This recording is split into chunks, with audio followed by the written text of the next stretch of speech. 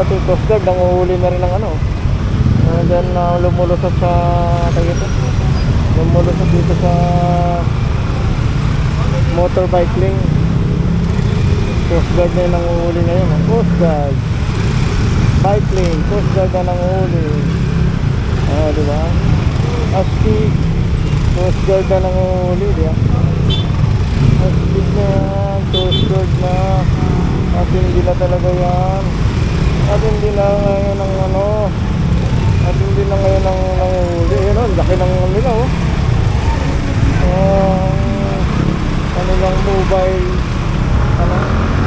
huli. Mobile huli nila yan. Coast Guard na pala dito sa Pasay. Shout out sa'yo, Mayor ng Pasay. Updated na. Coast Guard na ngayon ang nagpapatupad ng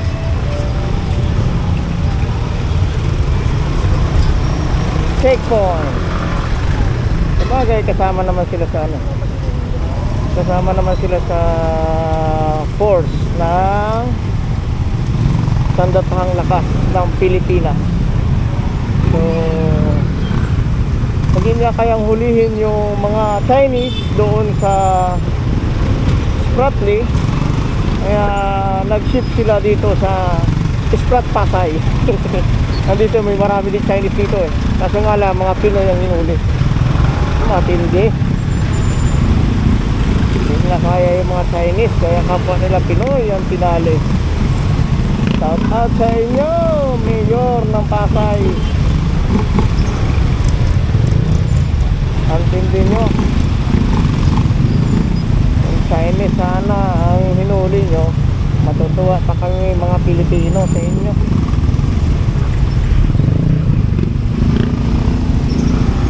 Ang lupit nyo manghuli.